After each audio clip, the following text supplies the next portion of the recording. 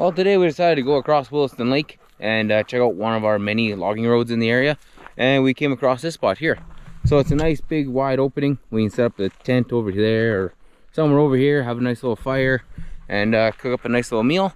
But before we do all that, I think we're gonna load up the dogs, and I'm gonna go down to the spring so they can have a drink of water, and I can also fill up their water jug. And then after that, we'll make up some, we'll cut up some firewood, come back here, start cooking, and get camps all set up. Well, we made it to the spring, so we're gonna let the dogs out here, let them run around, and I'll show you guys this spring. It's really neat out here. It's not like a regular spring that just kind of runs out the side of like rocks kind of thing. It looks like somebody maybe drove in a piling or something like that, but here she is. Hey Rocco, good water. This stuff here like that is just, oh, it's ice cold. I bet you if I put my fingers in there long enough, like they'll start to turn white. But what I'll do here, grab a little handful.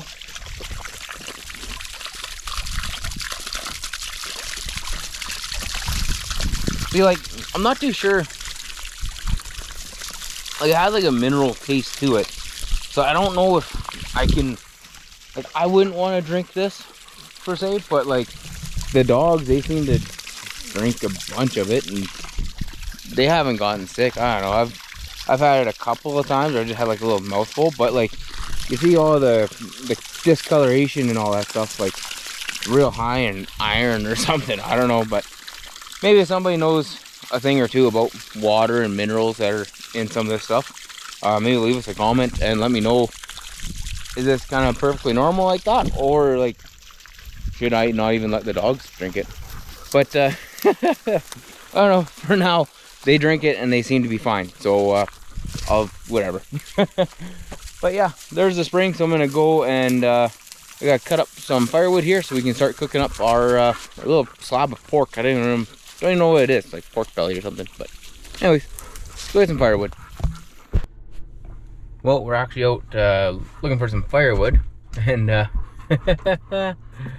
seen the first bear of the year. Just a little gaffer though. He would, I don't know if he would have broke 150 pounds kind of a thing. He was pretty small, but he ran away anyways. He picked his head up finally and noticed us and took off. So that's good. I don't have the temptation to go after him now. Well, we just ran into a nice little black bear back there, but I was saying about chasing after him, but he's pretty small. He's about 3-4 years old kind of thing, and pretty little, so I don't want to waste any time on that little guy. Plus I kind of feel bad. But we found ourselves a nice little tree that looked like it kind of blew over from the wind. Nice little dead poplar. So I'll fire up the saw, we'll get this all bucked up, throw it into the truck, and then we'll head back to camp and we'll start cooking. And then while we cook, I'll set up the tent. But yeah, away we go.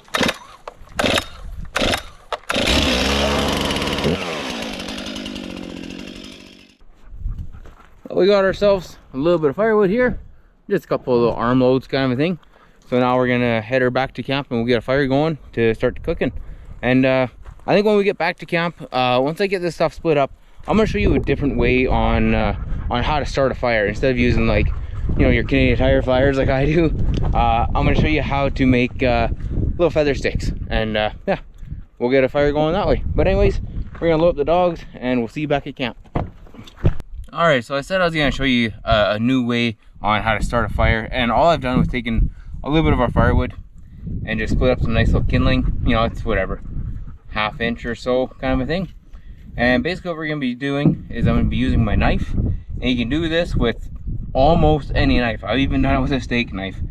And what you do is you make real long cuts that are real thin along this edge here. And what it does is it gives you nice real long strands of real thin wood, and it catches on fire extremely quick. And like I said, like you can use any old knife. I use my buck knife, my Leatherman, whatever, it doesn't really matter. And basically, if you're doing it on the ground, it's almost easier because you can take this and shove it into the dirt so it doesn't, you know, possibly slip out from you. So what I do is I start way up here, and you just barely insert your knife, and you just go all the way down.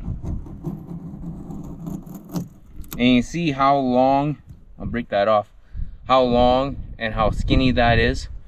And if you keep doing that, you end up getting these really nice long feathers. And what I do too, once I make probably 2 or 3 cuts straight down, is I start to go side to side, because that way, as you're cutting straight down, it just slowly widens it out. So once you go side to side, it brings it back to a point. So in that way, you're not sitting there having like a big 1-inch feather. You're sticking with these nice little small ones. And as you go down, you know, sometimes they break off, whatever, it's not a big deal. But as you go down, they just naturally get shorter and shorter. And like the ones that break off, it's not a big deal. You can just pick those up and put them on top. And eventually, what you're left with is a nice little group of these shavings. And there you go. So like with this one here, it's a bit crude, but whatever. You pretty well light up right here. You tilt it this way so when all the flames go up. And then when you have a bunch of these made up, what you can do is you kind of stagger them, you stack them on top of each other. So in that way the flame goes up through all of these and all these ones that you've broken off. You just take them, throw them on top, kind of a deal. And eventually what happens is you get a fire going really quick. What started me on this, a bit of my dad was showing me when I was younger. And then why I started practicing it a lot when I was a kid is because I watched Survivor Man a ton. And if you ever watched Les Stroud, one of the things that he does quite often, or at least as I remember it, was he always had like a 1 match out on his survival situations. So growing up, I kind of replicated that, and I always wanted to get a fire going with just 1 match so I could be like less, kind of a thing, you know what I mean? So I started doing this when I was really young, and yeah, it doesn't take long at all, and you can have just a great big huge bundle of these nice little feathers, and man, they go up quick, which you'll see here shortly. I'm just gonna make up a couple more, and then I don't have matches, but I do have my lighter, and I'll just show you how quick it goes up in flames.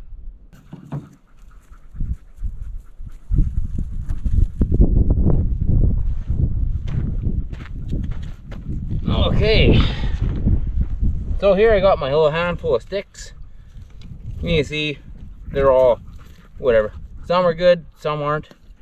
And what I meant when I said crisscrossing them is when you start kind of staggering them like this, hey? And then you can see as that flame will go up, it'll connect, or it'll light all this other wood up. So what we'll do to start this off, doesn't really matter, I don't think. The wind is blowing a little bit, so hopefully I can just turn my back to it and we'll get this going. So once one of these little tips are going pretty well. Oh. There. So once one of those tips are going, pretty well stand it up. That way it kind of starts to go up and through everything. Go like that. Get some more wood on here. And away we go. You can see just how quick this goes up. As long as your wood is kind of half all right, you should have a fire in just, you know, a couple minutes. But yeah, there you go. Fire's lit and it's that quick. You know, this way too, it's nice that if you don't have something like paper or whatever, you can get a fire going pretty well with anything. And it doesn't have to be like poplar. You can use pine, you can use spruce, it doesn't really matter. Then we got all of our other little shavings here. Throw them on as well. Away we go. Alrighty, I think it's time to let this burn up here, and we'll split up a little bit more wood, and then I'll get my little tripod out so we can start doing some cooking. Well, I got the little tripod set up and cooking. Well, I'm not exactly cooking, but she's warming up. What I did was I ran to the grocery store before coming out here, and I picked up a half pork loin rib. No idea. $6 though. So I figured why not. I'll grab this, I'll cut this open. I'm pretty well just gonna slap it onto the grill there and just let it kind of slowly cook for a couple of hours. I'll toss it around every once in a while. And then, what else did I bring? I bought some barbecue sauce that I'll toss on it. We'll see how that is. Just good old, just garlic barbecue sauce. And then also got a can of beans and a can of cream corn. So maybe once this is getting done here, or getting close to it anyways, we'll grab that and we'll throw it on the fire, get it all nice and heated up. But yeah, with this, I don't know, I think I'm just gonna grab it and just throw it on. See what happens. So here we go, here goes nothing.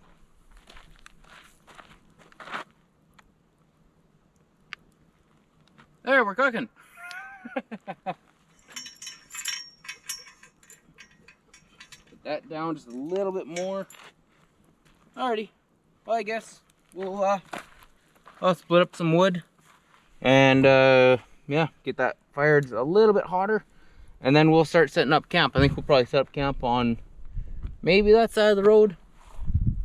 Yeah, it seems to be about the flattest. So yeah, we're cooking now anyway, so we're almost ready to eat. Give her about 2 hours or so, and yeah, we'll be eating. Well, I got the tent about 3/4 of the way set up there. The wind kept picking up, so I'm not going to do that rain fly just quite yet. But you should see this pork loin that I got on the fire here. I just flipped it, and look at that. Oh, that looks beautiful. Man, that's a Michelin star chef right there. But yeah, once the wind dies down, we'll get that rain fly on, and then we'll keep doing some cooking. I still got them beans and that corn that I gotta put in here, so we'll grab that out, set that to the side, get it somewhat ready, and then yeah, eventually we'll open up the cans, throw them onto the side, so the fire can warm those up, and boy, we'll be eating here pretty quick. Well, so you know that pork loin's almost done. I think what we'll do, I don't know if I'll heat up my beans or not. I kind of like them cold, but cream corn, cold cream corn, that just sounds terrible. So I'll crack this open. There we go. Put this in my garbage pile. There. You know what? What the heck? I'll throw my beans on there for once. Try something new. This is fancy for this redneck. Hot beans. We're coming up in this world. There we go. There, do that. And then I think I'm just gonna run over and throw these onto the fire. Well, beside the fire.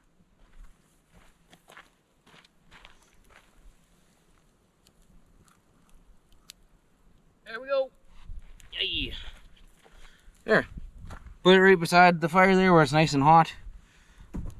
They'll at least warm up a little bit, but whatever. Alright. We'll be cooking for about another 30 minutes or so here, and then yeah, I'll slice into that pork loin, see if it's actually done or not, and then yeah. And the wind keeps picking up too, so I haven't done the rain fly yet on that tent, but we'll get there. Well, I'm very curious to see if that loin's all cooked up now. So I'm gonna grab it off the grill there. I'll bring it over and we'll cut into it, and we'll see. I don't know. I'm excited.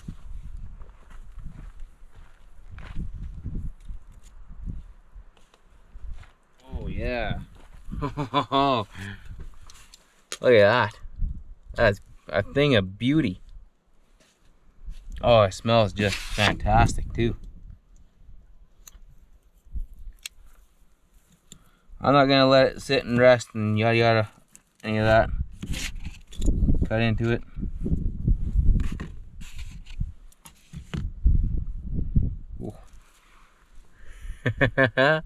That looks pretty good.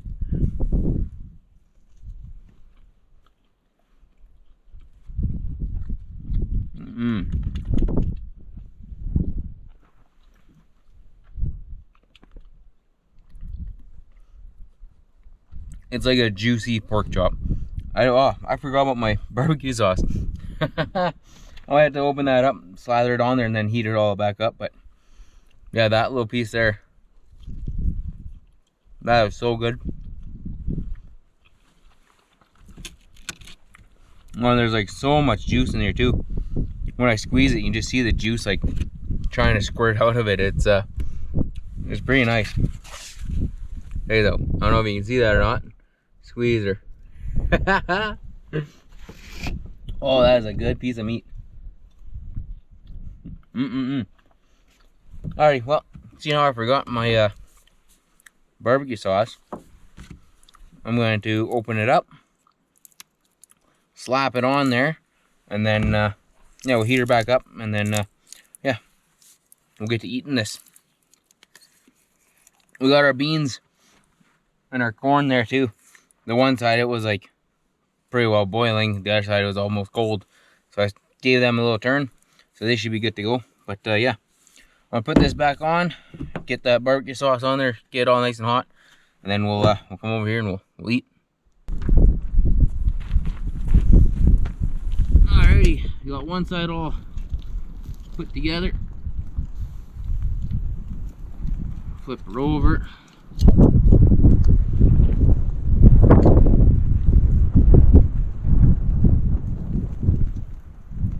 There we go.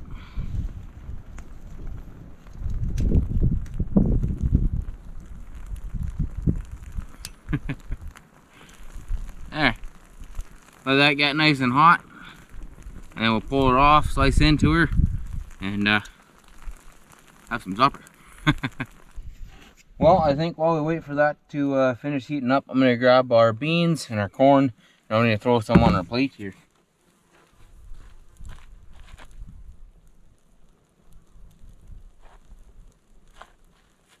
Well, I'm hoping I don't drop this. See how hot is that? Oh, that's not too hot. Grab a fork here with the old tongs. Give these a bit of a mix, and then we'll probably dump about half of them on here. Oop.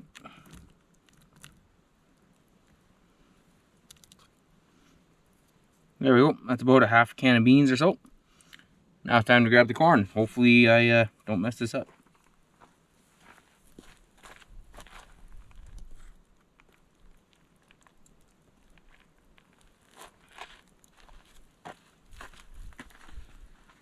Alrighty, kind of same thing. Pretty well mixing the ash. There we go. At least these are nice and hot. Same deal. Probably dump out about half. You definitely aren't going to win any competitions on looks. That's for sure.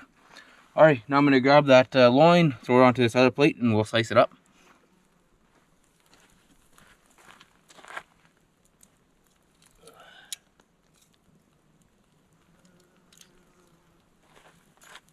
Alrighty, coming in.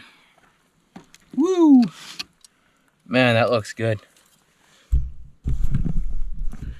Alrighty.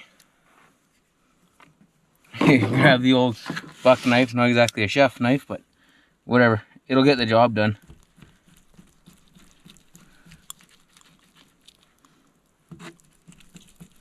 Oh, man, this thing is beautiful on the inside. Oh, yeah. Get me a couple of nice thick slabs of this, and we'll be ready to eat. I may will do one more.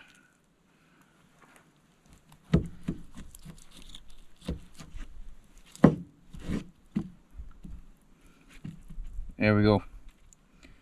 Now I'll show you guys my plate, but like I said, you're not gonna win any competitions on looks.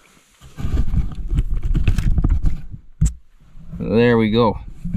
It looks messy, and it most likely is going to be messy, but what I can tell you is that it's gonna be good. Uh oh, I want to cut off a piece, but I'm kind of holding the camera. I'm busy.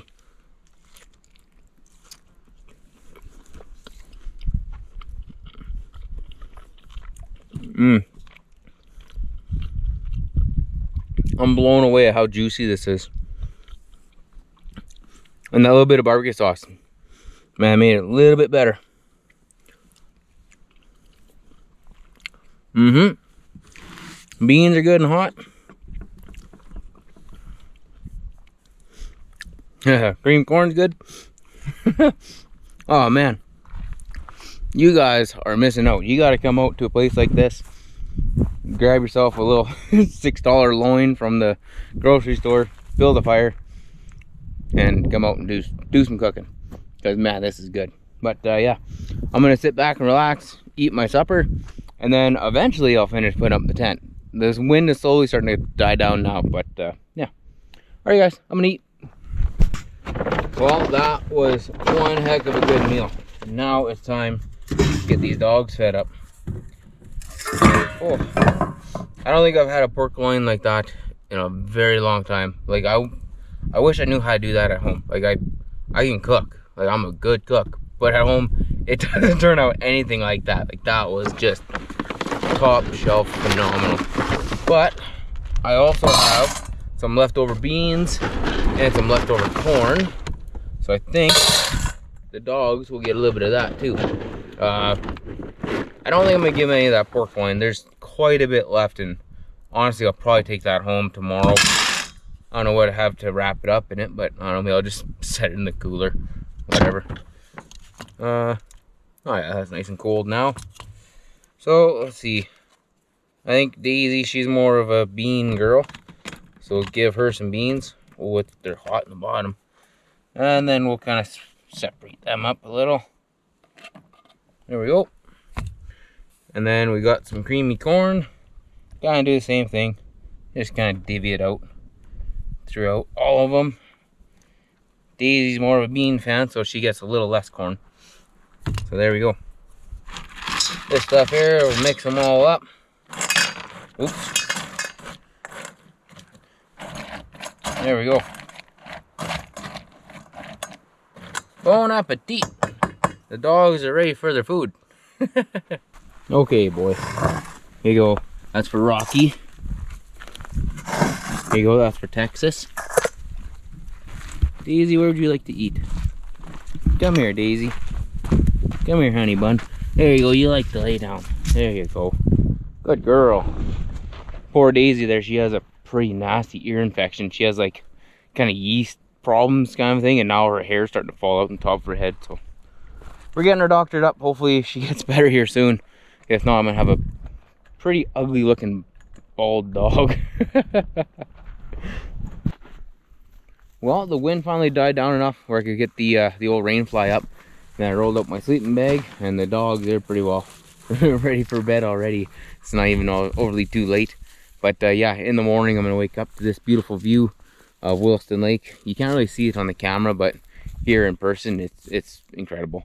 And then yeah, before we go to bed, basically just make sure the fire is out, and then because the bears are waking up, I'm gonna grab the 30-06, throw 3 or 4 shells into that, and sleep with that beside me tonight, just because the bears are waking up. Plus I already seen that one. He was about 3 kilometers or so straight that way ish. So whatever. I'm not too concerned about the black bears. I mean, really, if you think about it, how many hundreds of thousands of black bears are there, and like how many people get attacked by them? You know, it's such a small number. It's the grizzlies that I worry about, because the grizzlies, instead of hundreds of thousands, there's, you know, tens of thousands, and there's grizzly attacks constantly. It's all the time. So yeah, black bears, whatever. If I see a black bear, I just yell. I'm like, hey, go away. And they just take off. Like, I've tried to hunt black bears enough as is. Yeah, black bears don't bother me one little bit. Grizzlies, totally different story. But as you can see, the fire, it's kind of dying down here. The sun, it's slowly starting to go over top of the hills and the mountains and stuff. So we're pretty well getting ready to go to bed. And yeah, supper was amazing. The trip out here was great. That spring is still flowing, which is good. I'm still not too sure about that water though. Maybe I'll get like a drinking water test done on it or something like that. Just see what kind of minerals and stuff is in there. Who knows? But yeah, anyways guys, I hope you enjoyed that video.